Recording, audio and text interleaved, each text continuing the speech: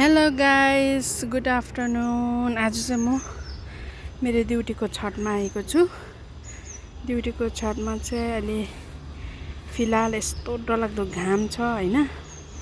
तर पनि अहिलेको अब यो म चाहिँ तपाईहरुलाई के देखाउन चाहन्छु भन्दाखेरि चाहिँ बेंगलोरमा चाहिँ अहिले अब यो जुन यो फेब्रुअरी मार्च अप्रिलतिर सायद तपाईहरुले पिक्चरमा देख्नु भएको होला हैन। यस्तो दामी फुल छ हेर्नुस् यहाँनिर। यो चाहिँ एकदम भाइरल फ्लावर्स भन्छ बेंगलोरको सबैभन्दा दामी हो। यो चाहिँ पुरा अब भाइरल हुन्छ यो फ्लावर चाहिँ। हेर्नुस् तपाईहरुले यो फ्लावरको नाम के भन्नुहुन्छ हैन। यहाँ हेर्नुस् कस्तो दामी हुन्छ फुल चाहिँ। अब यो डल्लै फुल्छ। अझै तपाईहरुलाई म पछि पनि देखाउँछु। यो चाहिँ अहिले फिलहाल फुल्दै पत्ताहरु झर्दैछ। यो फुलिसक्यो भने खाली यस्तो फुल मात्रै हुन्छ हो। यो चाहिँ हाम्रो पार्लरको माथि यहाँनिर यस्तो हुन्छ।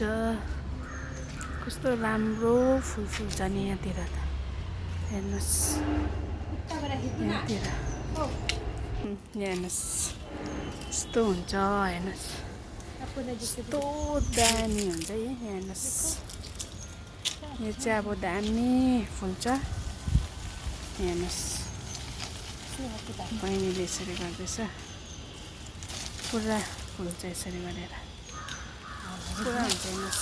अझै यो मात्रै रुख भएको जग्गाहरु पनि छ। तपाईहरुलाई मन पर्यो कि मन परेन कमेन्ट गर्नुहोस्। यो मात्रै भएको एरिया पनि छ हैन। तपाईहरुलाई देखाउनु भने म एक दिन गएर देखाउँछु। अन्त हेर्नुस् यस्तो दामी फुल्छ हेर्नुस् फुल।